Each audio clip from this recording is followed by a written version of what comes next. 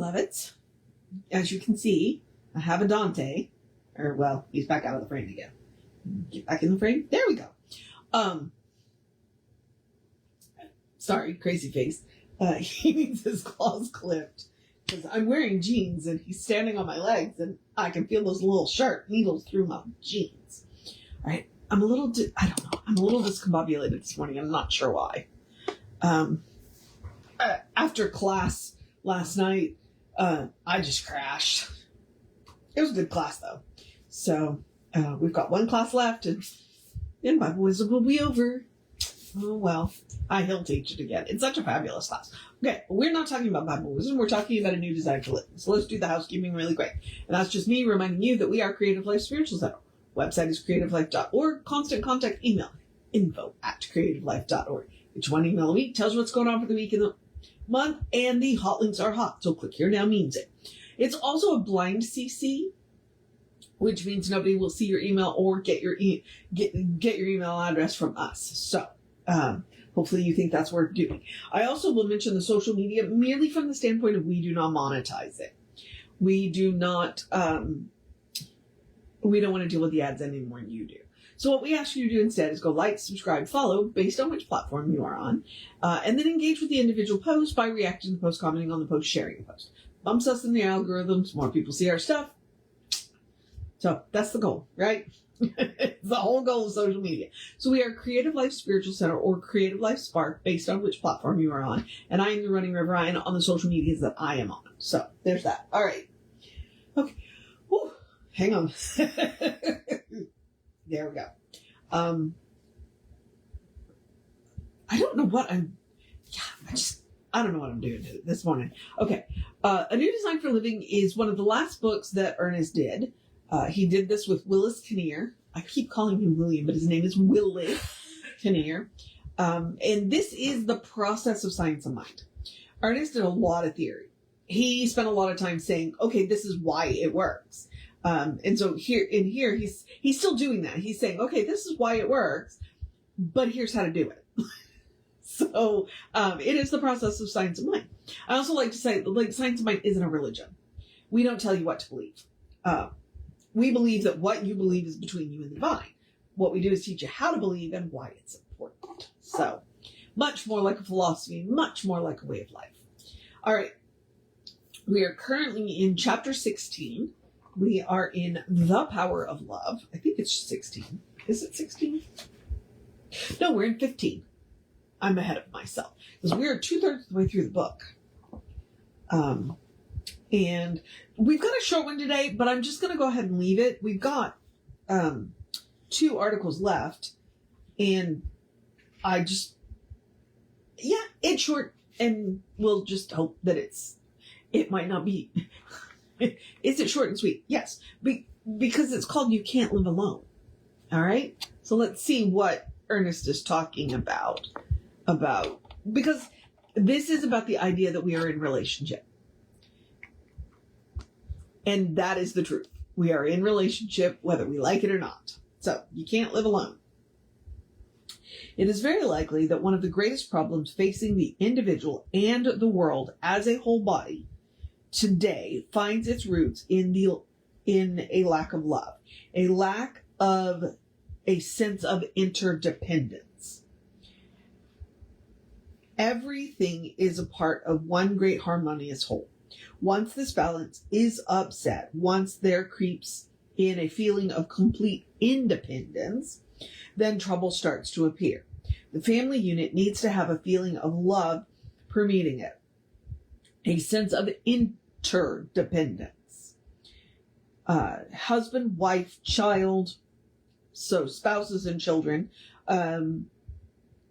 are bound together by a feeling of love for each other, a dependence of one on the other. This does not mean that a child should not grow up, mature, and go out into the world, but it does mean that no one can become so self-centered, so self-sufficient, that they can cut themselves off from any other person by a feeling of dislike or hate. It could be the same pattern of action holds true on the international level. Something to conjure with. And that's it. That's all he says. And that is really honest. Okay. All right. Let me show some cards here. I'm a minister. And one of the things about being a minister is that you are concerned with community. Okay? It is never about the individual. Now, do we do things on an individual level? Yes. But as a minister, our job, is to consider what's best for the community. Not what's best for us, but what is best for the entire community. And I'm not saying because, Jesus did go and hunt out the lost lambs. So, there are cases for one-on-one and individual. And a lot of counseling is like that, one-on-one. But it's still two people. It's never just one person. And here, I don't have a problem with millionaires. I do have a problem with billionaires, okay? I don't believe billionaires should exist because they didn't make the money on their own. They used community resources. They used an entire workforce. They used public roads and public transportation and public schools. And so that's what I'm talking about. And that is the argument that he is making, is that there is no one person. I am the manifest destiny and the pull yourself up by your bootstraps and the I did it all by myself. Nope. I don't believe it. I do not believe it. We are all in relationship with one another. And if we can't figure out our relationships on a one-on-one basis, on a personal basis, then how are we supposed to do it on a national level, an international level, a global level? And God bless, what if we find out that there's life out there? I mean, we can't even manage our own interdependence here. And the God's honest truth is we are interdependent on each other and we are interdependent on the planet. I'm not sure that the planet needs us, but we need the planet. And we tend to forget that. We are in relationship with nature. We are not outside of nature. We do not control nature, no matter how badly we want to. We don't control each other. But we are in relationship with each other and we need each other. If I learned anything with my undergraduate degree in anthropology, now I will grant you that my specialty was archaeology, but still in anthropology, humanity is social. We are social creatures. We need each other. Nobody grows up in isolation. And that's one of the reasons why he spent so much time talking about how absolutely corrosive hate is, because it erodes those relationships that we have with each other. When we think of another person as less than ourselves, then that corrodes our relationship with them. When we treat people as objects instead of subjects, objective instead of subjective, that erodes the relationships. When we treat people like things, when we treat living beings, oh yeah, he's asleep again. When we treat living beings as things, I don't own my cats. I am in relation with my cats. I care for them and they, in their wonderful furry ways, care for me. I have a loving partnership. Yes, we are married, but I still have a loving partnership. And because we are interdependent on each other, and that's the same thing in my job. We we were a person short yesterday. On Mondays, there's just 3 of us that work. The owner layer is not there. So it's just me and 2 other coworkers. Well, one of my coworkers was out because she went to help her daughter who had recently given birth, which we completely understand. But it made everything harder because we're interdependent on each other for the way we work together in the store. We are a community. And we just have to scale that community up and down and scale those relationships up and down. And, you know, a lot of the messiness going on in the world today is people not working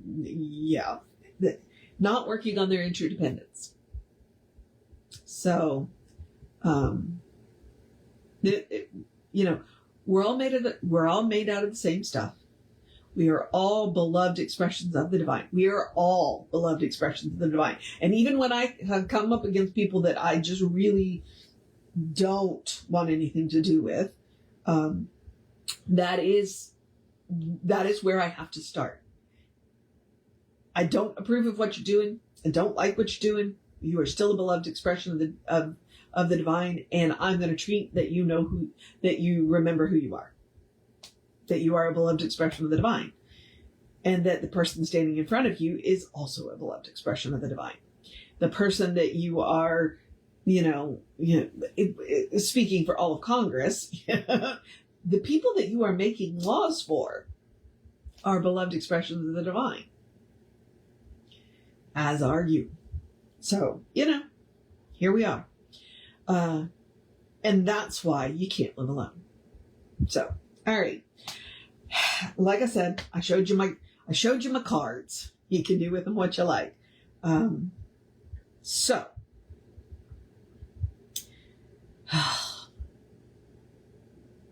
like I said, hate's not worth it. Love is definitely the answer. And he says yesterday, start with finding something that you like. And if you have to start with simply repeating to yourself, they are a beloved expression of the divine, it's a good place to start. And remember that hate hurts you more than it does the person you hate. Most of the time, it doesn't touch the person that you hate, and it can absolutely destroy you. So, treat the people that you are in relationship with kindly. Loving kindness is a thing. So, and tomorrow we will pick up with the need to love. He's just not going to let this go. So, yeah. All right. Okay. I'm going to move on into the process of my day. I'm going to encourage you to have a great day, wondrous day, a fantastic day, a magical day, an enchanted day, a wonderful day, an awesome day, an amazing day, a let's get this done day, we're waiting on the rain day. It's only a 20% chance today. You drink plenty of water day, be aware that it's going to be 85 today, a cuddle your fur babies day, think about that interdependence day, a recognize the beloved expression of the divine that you are day, a recognize the beloved expression of the divine that they are today, a tell somebody you love them day, a do something for somebody else for no reason other than it feels good, a be grateful for something absolutely ridiculous today, whatever it is. I'm grateful that there are candy canes in the world. I'm grateful that there are penguins in the world. This is what I'm talking about. Because it makes you stop and think. So, try it. You might like it.